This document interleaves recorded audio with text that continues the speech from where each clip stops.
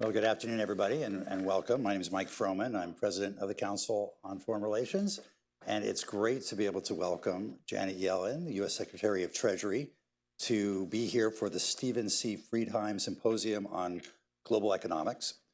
Secretary Yellen is the 78th Treasury Secretary. She's also served as the chairman of the Federal Reserve and as the chair of the White House Council on Economic Advisors. So it's a great honor to have you here. We're also honored to have Steve Friedman here, whose symposium is supported by. Steve is a longtime member of the council, a member of the council board, and chair of our investment committee. And so we are very grateful to Steve, not only for his support of his symposium, but for keeping our endowment growing year on year and supporting the activities of the council. This is on the record. What we're going to do is have the secretary give some remarks initially, then she and I will have a conversation for about 30 minutes or so, and then we'll open it up to questions from people here in the audience as well as people who are online. We have about 120 people here and about 250 or so who are participating virtually as well. And with that, let me welcome Secretary of the Treasury.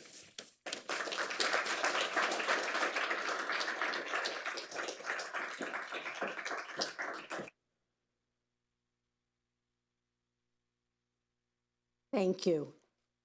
And before our discussion, I'd like to speak to the Biden-Harris administration's international economic policy, which will continue to move forward next week at the IMF and World Bank annual meetings. Our international economic policy has many objectives, including addressing critical challenges facing the entire globe. But I'd like to especially focus today on how it complements our domestic economic agenda to benefit American businesses and families. At home, our administration has driven an historic economic recovery. U.S. GDP growth is strong, our unemployment rate is near historic lows, and inflation has declined significantly. We're now doing everything we can to lower costs for American families and pursuing a strategy I've called modern supply-side economics, which aims to expand our economy's capacity to produce while reducing inequality. We've seen record small business growth and an historic boom in factory construction, led by facilities producing semiconductors and electric vehicle batteries. Productivity growth has been strong. More prime-age Americans are participating in our labor force than at any point over the past 2 decades, and we're reaching people in places that historically had not benefited from enough investment, supporting well-paying jobs for Americans without college degrees. America's strong economic performance is helping power the global economy, which remains resilient, though progress across economies has been uneven. And it's not just our actions at home that are supporting the global economy, but from the start of this administration, President Biden and Vice President Harris have also charted a new course for America's international economic policy. We've focused on stabilizing and strengthening relationships and working multilaterally, including because we believe that America's economic well-being depends on a global economy that's growing and secure. American businesses and families have a tremendous amount to gain from our connections to the global economy and from U.S. global economic leadership.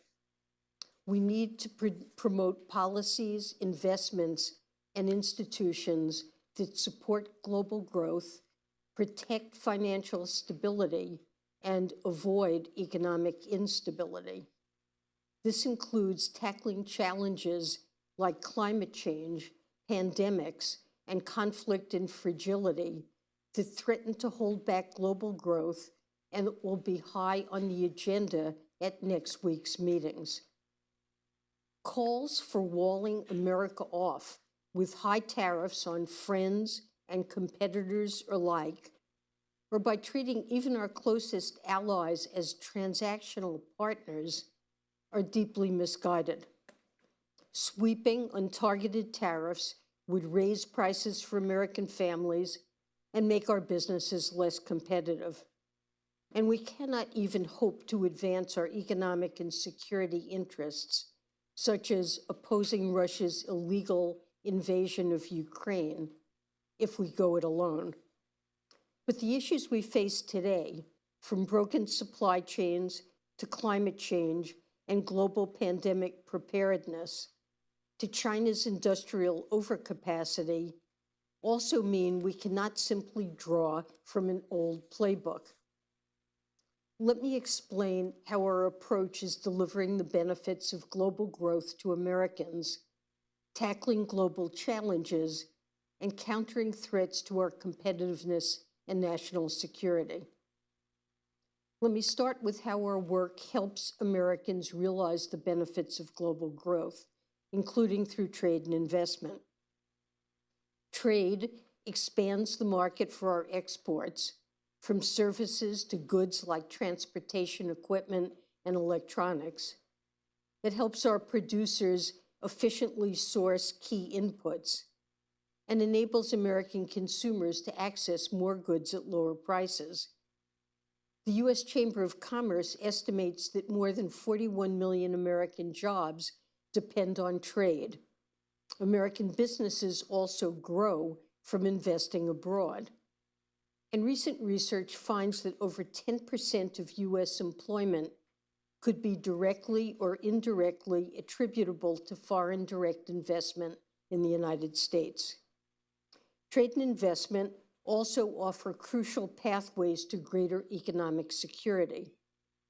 During the COVID-19 pandemic, we saw American consumers and businesses pay the price of broken or over-concentrated supply chains.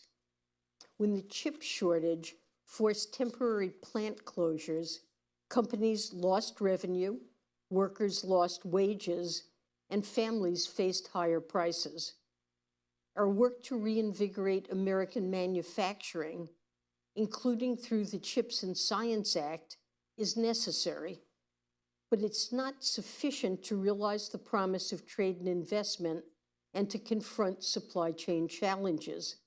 This requires strategic global engagement. So we led efforts to put in place a global minimum tax that will prevent a race to the bottom. It will also level the playing field for American businesses, providing us with more resources to invest at home.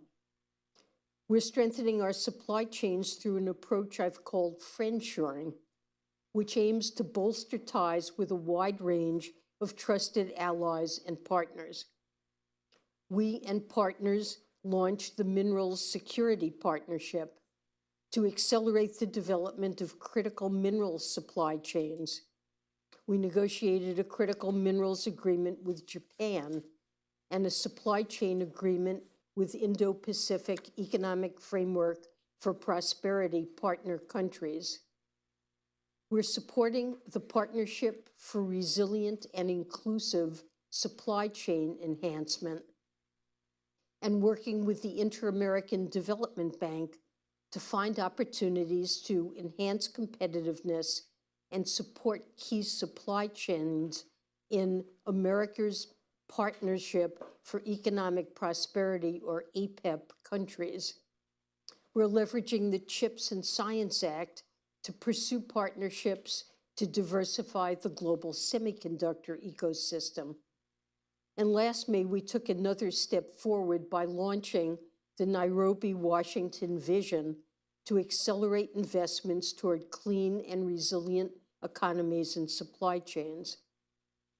I've seen the fruits of our engagement in my travels as Treasury Secretary, from an American company processing lithium in Chile to a US-funded job training facility in South Africa, among many other examples.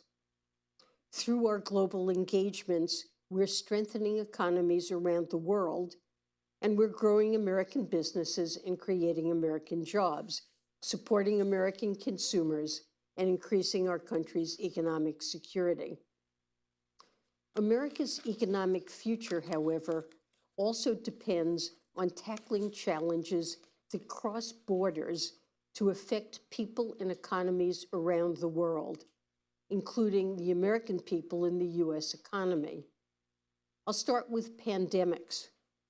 No matter what we do at home, without addressing critical gaps in the global health infrastructure to strengthen global preparedness, preparation, and response, a future pandemic could negatively impact many economies with significant spillovers to ours. So in the aftermath of the COVID-19 pandemic, I worked with fellow finance and health ministers to take actions like launching the Pandemic Fund. It was set up and scaled in record time, and it's now allocating desperately needed resources in response to its second call for proposals to support countries across the globe, in turn making Americans safer and more secure. Climate change is another powerful example. The destruction we've seen this hurricane season in the United States is the latest reminder of the need for bold action.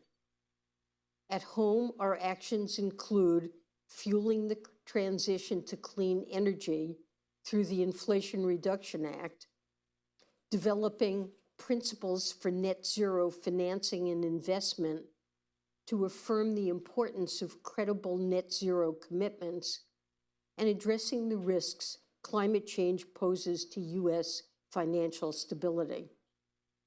But emissions everywhere around the globe contribute to climate change, and we're impacted by increasingly severe and frequent climate-related events wherever they occur. Damage to infrastructure abroad affects the availability and prices of energy and agricultural goods like coffee and cacao. We suffer from smoke from wildfires in Canada and from precarious shared water resources with Mexico. And the potential risks climate change poses to global financial stability are increasingly widely recognized as well. This means that helping countries around the world mitigate and adapt, and financial institutions globally pursue transition finance is crucial, including to protect American businesses and families. So we've made a massive push as part of our multilateral development bank evolution agenda to better equip the MDBs to help countries address climate change, including through increasing climate financing. We've worked with partners to launch just energy transition partnerships to help countries accelerate their transitions and strengthen their economies.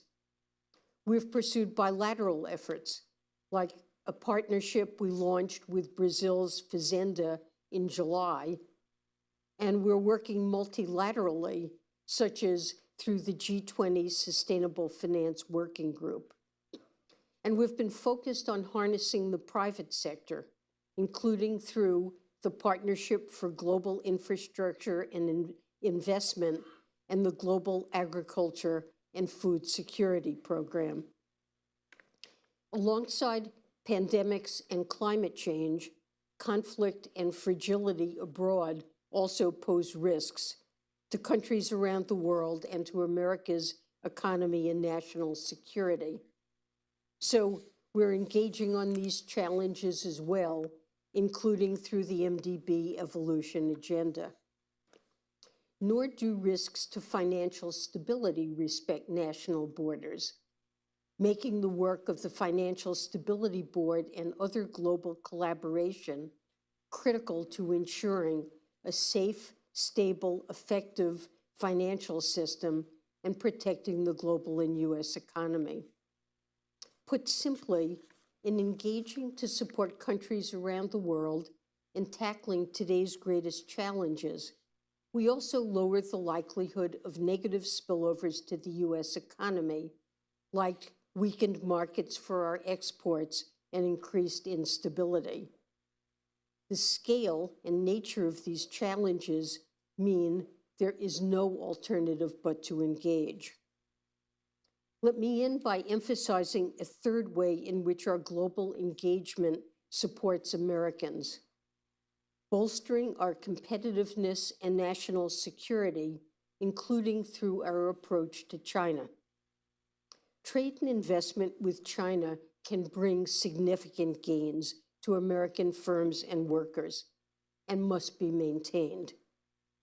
But we must also have a healthy economic relationship based on a level playing field. China's barriers to market access and unfair trade practices currently cause challenges for American firms and workers and for other businesses looking to operate in China. China's policies are also leading to industrial overcapacity in critical industries, threatening the viability of American and other firms and increasing the risk of overconcentrated supply chains that undermine global economic resilience. No matter how much we invest to strengthen our manufacturing at home, we cannot support American businesses and families without also engaging to address these challenges. The United States announced strategic and targeted steps in key sectors as a result of the Section 301 review to respond to unfair trade practices by the PRC. The European Union and emerging market countries have also taken or are exploring actions.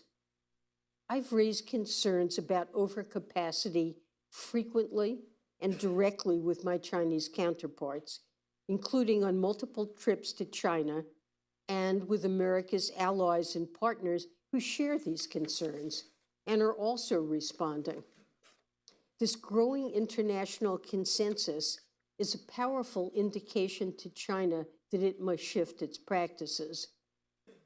Russia's war on Ukraine has also revealed the necessity of strategic global engagement. Russia's invasion caused immediate economic shocks, like record gas prices in June of 2022. At home, releasing barrels from the Strategic Petroleum Reserve and record domestic oil and gas production helped address our short-term needs. But this would not have been enough to keep global energy markets well supplied, nor to oppose the threat Putin's actions pose to the rules-based international order that underlies the strength of the global economy and the international financial system. So we formed a strong coalition and put in place a novel price cap, helping keep prices lower for American and global consumers than many economists forecast following the invasion. We've continued to strengthen sanctions that constrict Russia's ability to wage war. We're working toward unlocking the value of Russian sovereign assets to support Ukraine.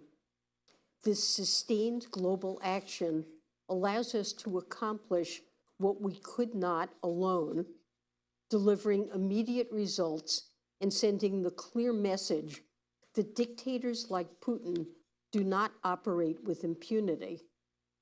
Failing to engage or not engaging strategically would have disastrous effects, enabling Putin to destabilize Europe and undermine our collective security in the global economy.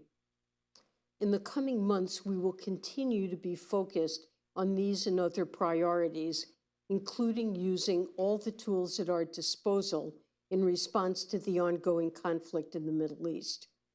We've imposed sanctions on terrorist actors, including Hamas, the Houthis, and Hezbollah, and we're also working to increase stability in the region by ensuring that legitimate aid flows reach Gaza and pressing for measures to support the West Bank economy. Over the past 4 years, the world has been through a lot, from a once-in-a-century pandemic to the largest land war in Europe since World War II, to increasingly frequent and severe climate disasters. This is only underlined that we're all in it together. America's well-being depends on the world's, and America's economic leadership is key to global prosperity and security. American isolationism and retrenchment will leave all of us worse off. I'm convinced that there is simply no other path forward than the one we will continue pursuing next week and in the months ahead: strategic international economic policy that delivers for American families and businesses and others around the world. Let me stop there, and I now look forward to our discussion.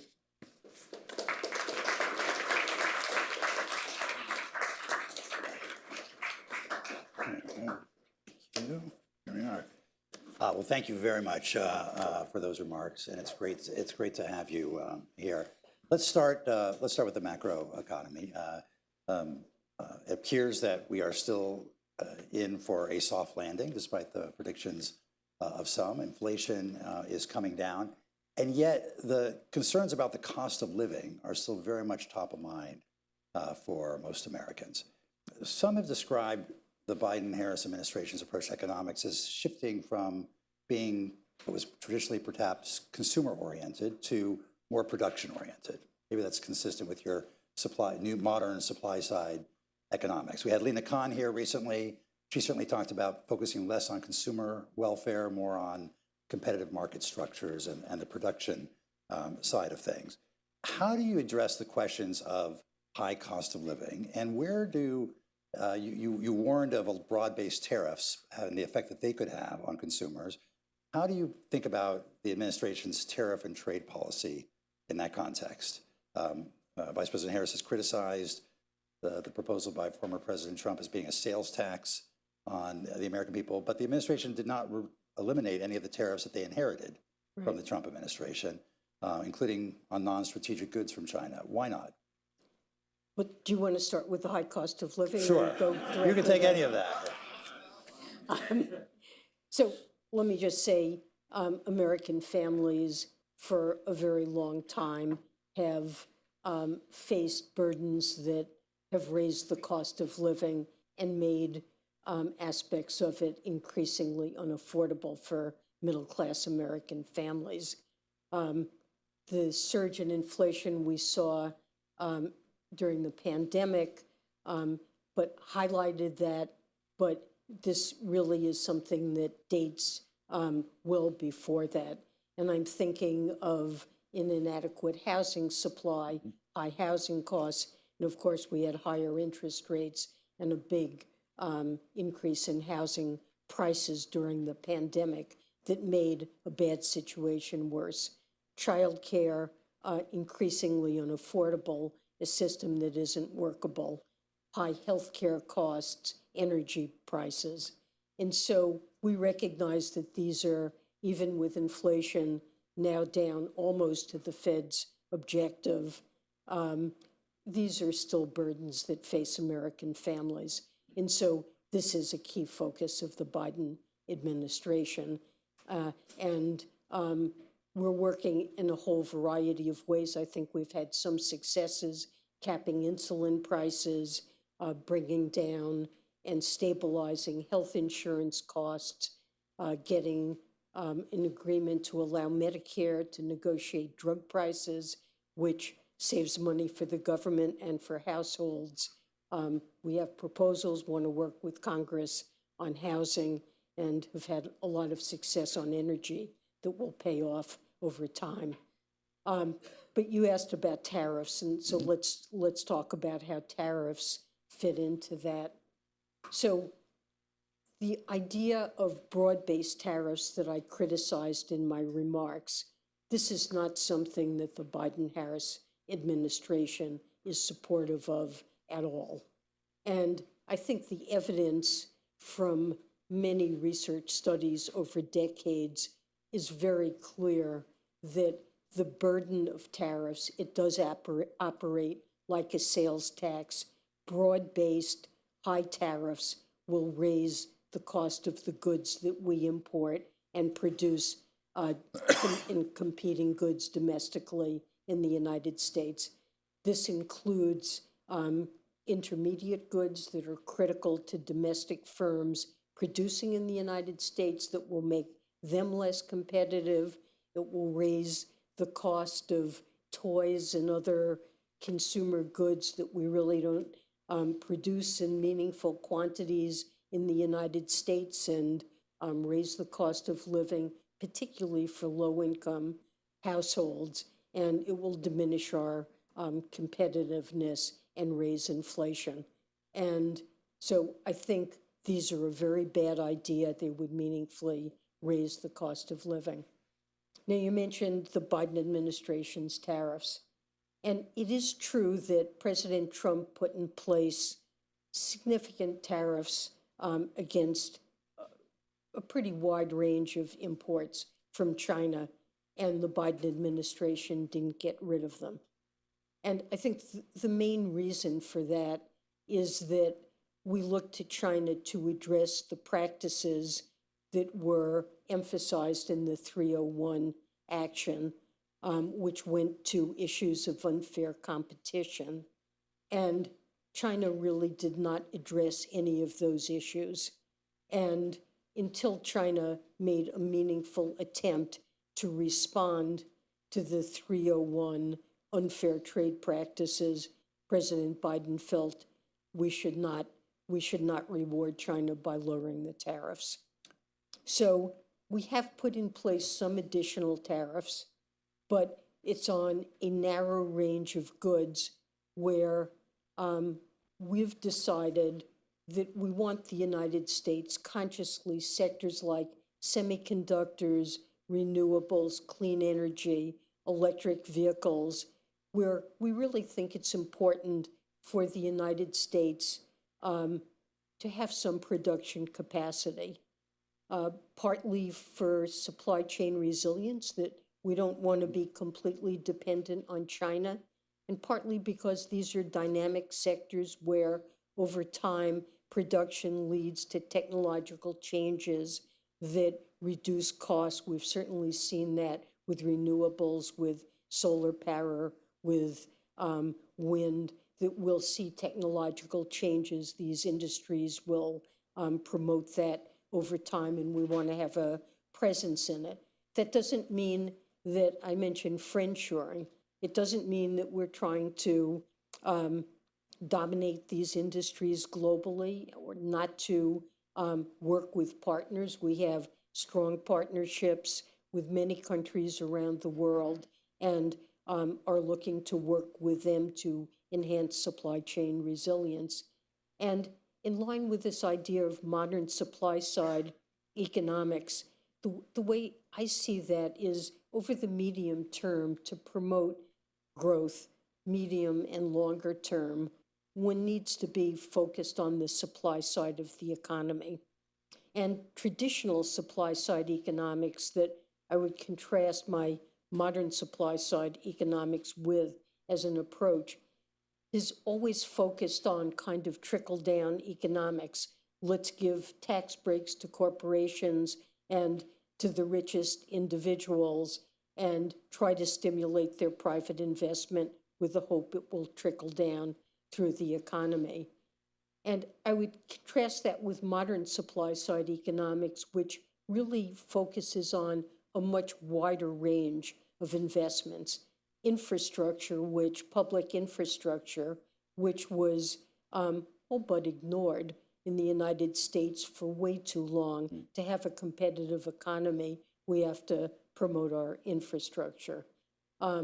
Boosting labor supply and creating conditions that enable people to work. This would include something like childcare to boost labor force participation. Training, workforce training is really critical to be able to fill the jobs that are going to be created by these investments in research and development. And the focus has been on this wider range of investments and trying to make them in ways that will bring opportunity to parts of the country that really have been suffering, and really places that lost jobs, I'd say between 1980 and the 2010s, partly because of China's entry into the WTO and our massive imports from China, but also broader forces, including technological change. We want to make sure that the investments that are being promoted go in an equitable way to parts of the country that haven't had the opportunities they should have.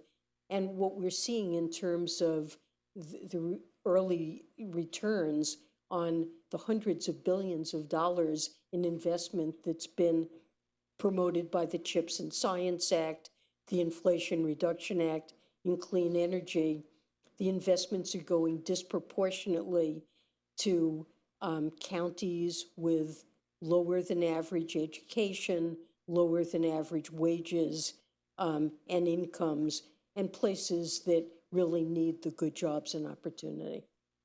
Embedded in this, the Biden administration's approach, particularly to supply chains and China, is the recognition that while efficiency has been sort of the watchword of economics and international economics for a long time, now issues like redundancy and diversification, national security, these are also important values. But everything we do to reduce our dependence on China, on strategic or non-strategic goods, does raise the cost in some way or another. And I guess my question is, you cross the street and go over to the Oval Office and have these conversations. How do you weigh the trade-offs between efficiency and redundancy and national security? How much should we be willing to pay more in order to have peace of mind that we're not overly dependent on China? So I think that's a great question. I finally got a good question in. No, all your questions have been good, but I think that's a really critical question, and I'd say I agree with you that there are trade-offs. I mean, if you just take, for example, the Inflation Reduction Act, certainly it is the most important piece of climate legislation ever enacted in the United States and arguably anywhere in the world. And reduction of greenhouse gas emissions is a key objective, but it's not the only objective. And another objective is, as I said, to promote domestic industry, supply chain resilience, to reduce our dependence on China. I mean, right now, China is producing at extremely low cost, probably enough solar panels to supply China, the United States, the entire globe, and for a long time to come. This is an industry where there is huge overcapacity. And if we simply only cared about efficiency, at least in the short run, because this kind of dependence is dangerous, and later we could face higher prices and other problems and be vulnerable to cutoffs, we would buy a lot more from China and reduce costs and make faster progress on emissions reductions. So it is a balancing act, but the other goals are important too and can have substantial payoffs over time. So I can't. That's a tricky one, though, because you're absolutely right. Take chips, for example. We want to have a domestic chip industry so we're not overly dependent on one supplier. But climate change, there's also an issue of urgency. And us putting higher costs on will make it less likely that people will adopt green technology or buy a cheap electric vehicle from China or deploy a cheap solar panel array from China. There's an urgency issue, not just an efficiency issue. Are we willing to trade off climate change for that? Well, we have a rich program of tax credits that go to start with households that invest in energy efficiency equipment, in putting solar panels on their roof, or investing in a heat pump for their home. tax credits to buy an electric vehicle, and a significant array of tax incentives for firms. So perhaps we could lower the cost of some of the inputs somewhat, but we are counteracting that through subsidies to promote adoption. So, focus is on both things.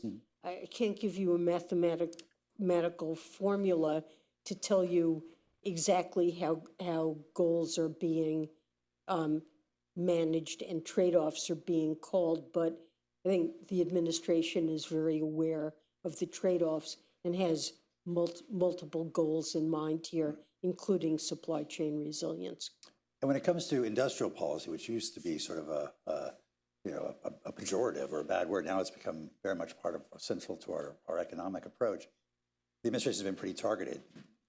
Chips, electric vehicles, other clean energy technologies.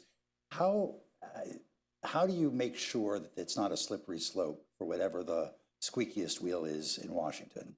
That whatever other industry wants to come forward and say, we're strategic, we need a $600 billion program too. This administration has been targeted, but how do you make sure that it doesn't open a Pandora's box to future administrations that may be less disciplined? I think you're pointing to what is a danger. It's always a danger even outside of industrial policy. But look, the CHIPS and Semiconductor Act was passed with a bipartisan majority. This is something that many in Congress on both sides of the aisle have recognized has become a U.S. vulnerability.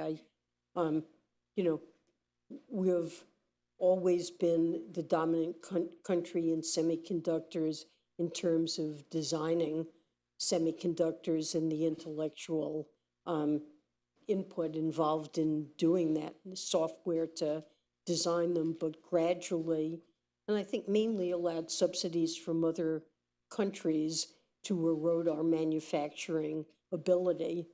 But there is a long-term cost. It's not only supply chain resilience, it's that technological change and advance comes in the process of manufacturing. And if you give up manufacturing entirely, you can lose the technological lead in what is a critical both economic sector and area that's critical to national security. So there is a supply chain resilience, but I think it's also important to our technological leadership and innovation in this sector.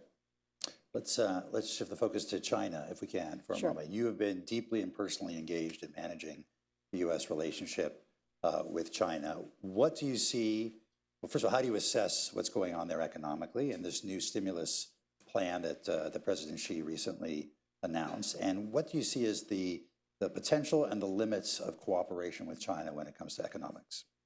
Well, I'd say we've tried to strengthen our relationship, to create a dialogue in which we can honestly and frankly discuss our differences and grievances with one another, but also at the same time to find areas where we need to cooperate and can cooperate.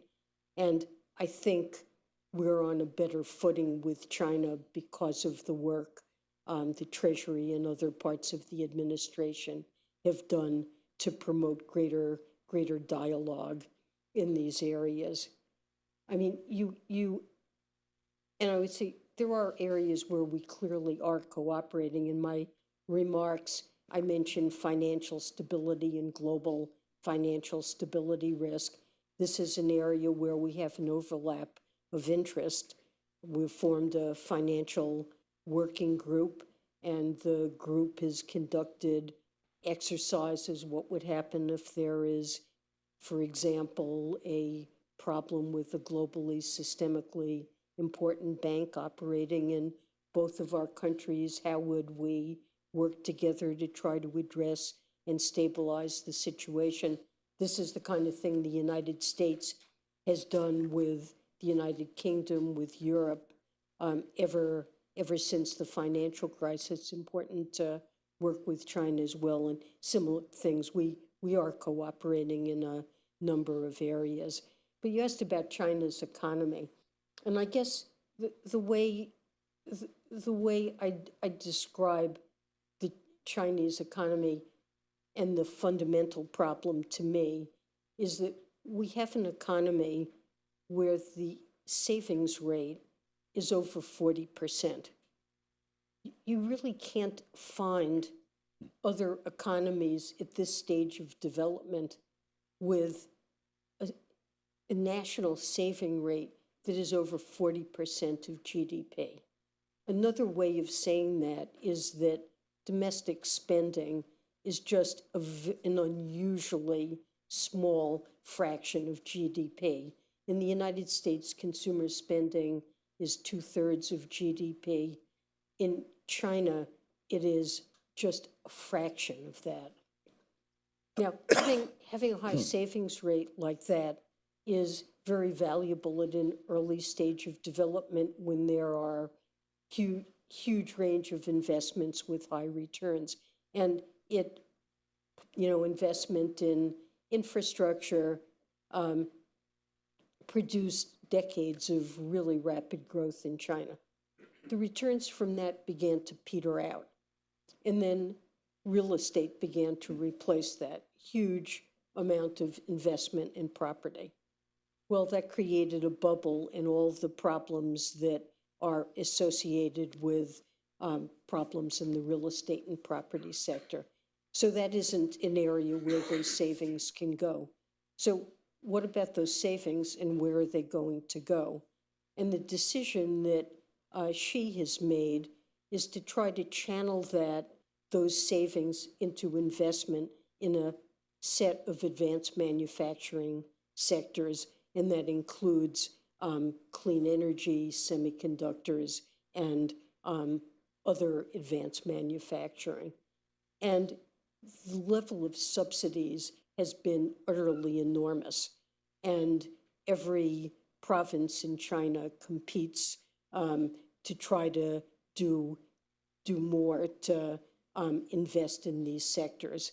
So the level of subsidization is utterly enormous. There are many profit-losing firms that are kept in existence.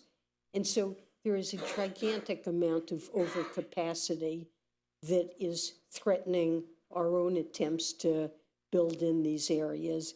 And not just the United States, but Europe has the same concern, Mexico, Brazil, India. There are developing countries that are also seeing global markets just flooded with goods that none of us can compete with on normal commercial terms. And so this is a concern. Discussions we've had with our partners, there is a great deal of concern about this around the world. The natural strategy, and this is what economists have said for a very long time about China, is they need to boost consumer spending. And that not by having one-time rebate checks, but by having a larger share of Chinese income go to households or reducing household saving by building a stronger safety net. These are things on which there's sort of global consensus, but it's not what China is doing or says that they will do. So it's the China sort of macro situation with a decision to target certain sectors and subsidize investment to the point of global overcapacity that's really of concern to us. You mentioned the announcements. We haven't really seen meaningful figures yet.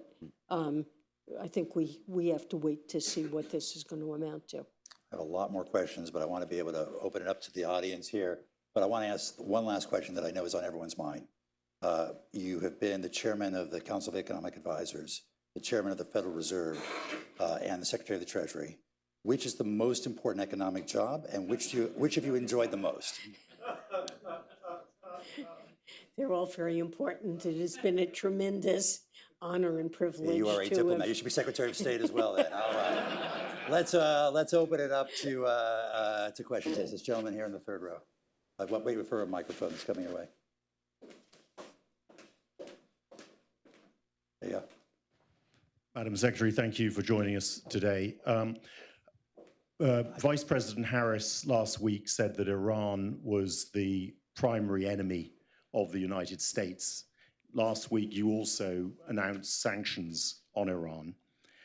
Yet, in the last 3 years, as you know, they've generated around $150 billion of oil revenues. Was it a mistake to relax the Iran oil sanctions? And what impact do you think the sanctions you've announced, which I'm very grateful that you did, are going to have on the Iran oil revenues going forward? So I wouldn't say that we have relaxed sanctions on Iran, but Iran has found ways to evade the sanctions that we put in place, and certainly their oil revenues did go up. Over the last several years, we have put in place hundreds and hundreds of sanctions on an ongoing basis against Iran. But it is true that we have recently ramped up our sanctions significantly. I signed an action that allows us to target Iran's energy sector broadly, and that could be a prelude to a set of steps that would really curtail Iran's ability to gain revenue from exports. And Iran, I believe, is a significant sponsor of all the terrorist groups, Houthis, Hezbollah, Hamas, and is really a significant problem with respect to the Middle East. Next question. Let's go somewhere in the back. Yes, the last row. Thanks. Hi, Secretary Yellen. I'm Matt Peterson from Barron's. I've spoken to a lot of people on Wall Street who are concerned that if President Trump wins, there may be an immediate bond riot because of concerns, a spike in long-term Treasury yields because of concerns about the deficit and the tariffs that you're talking about. Is that something you're concerned about too? I thought my questions were tough. Well, look, I believe it's important for our nation to have a responsible fiscal policy and to be on a sustainable fiscal path. And some of the proposals that have been put forward on the Republican side, and I should say I'm covered by the Hatch Act and want to be careful not to comment on electoral politics. But for example, the proposal to simply extend all of the tax breaks that were in JCTA, the 2017 Tax Act, many of which will be expiring at the end of next year, CBO has said that that would result in $5 trillion of additional deficits over the next 10 years. And I believe unless that's paid for in some way, that's something that we just can't afford. President Biden's most recent budget proposes $3 trillion of deficit reduction over the next 10 years, in addition to the trillion that's already been put in place. And we think that's what's necessary to keep American fiscal policy on a stable and sustainable path. So it would be a problem, and eventually markets might look at plans like that and respond. That's certainly a possibility. Yes, this woman here on the fourth row. Hi, Donna Riddell, Fordham Law. I'd like to ask a different kind of question. Could you talk a little bit about central bank digital currency? We know that China has one and they don't have privacy. We also know that stablecoins in the United States are now becoming quickly one of the largest holders of U.S. Treasuries, and that's very beneficial for our country in terms of being able to have a global dollar as a reserve currency. Could you talk a little bit about the Treasury and both of those issues, and whether you see them coincide, they can live side by side? Thank you. Okay, so, I mean, in terms of central bank digital currency, that's something that many countries, including the United States, are exploring. You know, what we want is a fast, safe payment system. There are innovations that are taking place that are not a central bank digital currency, but nevertheless very significant payments innovations, like the Fed's introduction of FedNow that will lead to 24/7 real-time settlement, which is an important innovation. And so there's a lot going on beyond central bank digital currency, but it is something that we're examining, and there is a lot of interest in worldwide. You asked about stable coins. I am concerned about stable coins. They could play a positive role in our financial system, although at this point, stable coins are mainly used to engage in trading on crypto platforms. But a stable coin is very similar to a bank deposit in that it promises that you can have a dollar for the equivalent stable coin with certainty anytime that you want. And in order to make good on such a pledge, it needs to be backed by absolutely safe assets. I don't think all stable coins at this point do have that kind of backing. We've proposed regulations and have been working with Congress to try to put in effect a regulatory framework that, among other things, would require that any stablecoin issuer hold absolutely safe liquid assets 100% to back stablecoins. So they could be a significant demander of treasuries. I think with the proper regulatory environment, you know, I think there is bipartisan legislation that's been considered in House Financial Services Committee that I think comes close to what we would want to see. They could play a positive role in our financial system, but without adequate regulation, they can suffer from runs akin to a bank run that can create a panic. And we've seen that with a number of stable coins that have failed and sort of broken the buck, so to speak. And fortunately, the connections between stable coins and our banking system are, there are some, and some have been problematic, but they're not very extensive at this point. So the problems haven't really spilled over to the broader banking system, but without proper regulation, they could one day. Let's take our next question from our virtual audience. We'll take our next question from Mahesh Kotecha. Thank you very much. Madam Secretary, it is a great honor to ask. Can you speak up, I Mahesh? can't hear you. Can you hear me? Can you hear me okay? It's too low. Can you hear me all right? No, Sorry, it's sorry. too, Is it? it's not Can you loud hear me enough. now? Hello? Hello? Can Yeah. you hear me? Hello? Can you hear me? Yeah, yell at us, Mahesh. Oh. We'll move on. Is there Hello? another? Can you hear me? Can Yeah, you there hear go. me now? There you go. Okay. Thank you very much. Madam Secretary, you talked about the World Bank meetings next week. I'll be attending.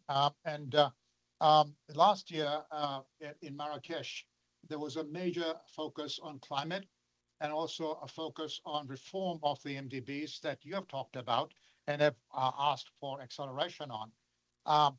One of the challenges is attracting capital to carry out climate reforms in mitigation and adaptation.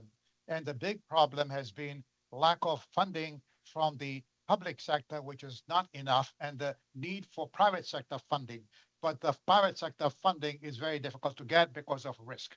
So I'd like to ask you what you will be recommending to the World Bank and the others that are attending the meetings next week about facilitating private investment in climate to mitigate and adapt more effectively for the long run problems that we face in a major way today. Thank you. Well, thanks for that question. And for the last couple of years, very high on my agenda has been what we call MDB, Multilateral Development Bank evolution, starting with the World Bank. We are looking to the World Bank and the other multilateral development banks to focus much more than they have in the past on global public goods, and climate change is key among them. I also mentioned pandemics and the consequences of fragility and conflict. And so there needs to be more investment by the MDBs for their part in climate investments. The World Bank and the other MDBs have put in place recommendations from a report done on capital adequacy that suggested ways in which the existing capital base of the World Bank could support a great deal more lending. And we've freed up over the next decade something like $200 billion of additional capacity to lend by putting in place some of the reforms that were recommended by the CAF. The IMF has created a resiliency and sustainability trust that can provide fiscal backing for fiscal policies that are focused on climate, and the IMF and World Bank are now working together with countries to try to coordinate their financing. And we've seen a very substantial increase in World Bank and MDB funding for climate finance, I think on the order of around 45% over the last couple of years. And there's more that can be done, and we're urging be done. We're also working with the MDBs to try to enhance their mobilization of private capital. And we're seeing some success in that front as well. The Inter-American Development Bank has innovated something they call something like originate to distribute, that they're originating loans and then packaging them together and raising funds by selling these in the private market. The World Bank is engaging in experimentation with ways to create something similar, but a substantial increase in mobilization of private capital. So really, this is an area we're all over. It is very important, and we've already seen a lot happening, and there's more to come. I'm going to give our last question to Matt Goodman, who's director of our Reimagining American Economic Leadership Initiative, of which this symposium is a part. Thanks, Mike. Thank you, Madam Secretary. Fantastic speech, which is very helpful to our initiative on reimagining American economic leadership. Most of the discussion about trade policy, including in your speech today, is about tariffs these days.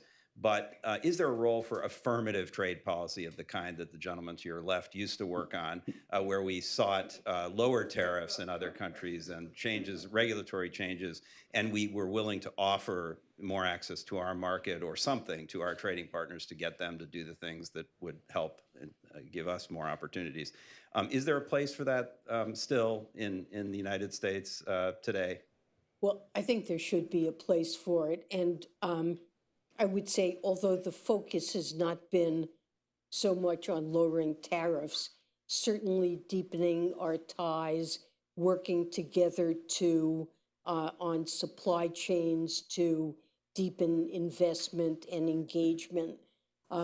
President Biden created a group I referred to called APEP, America's Partnership for Economic Prosperity, the Indo-Pacific Framework, which I guess is a successor to the TPP effort, where we do have groupings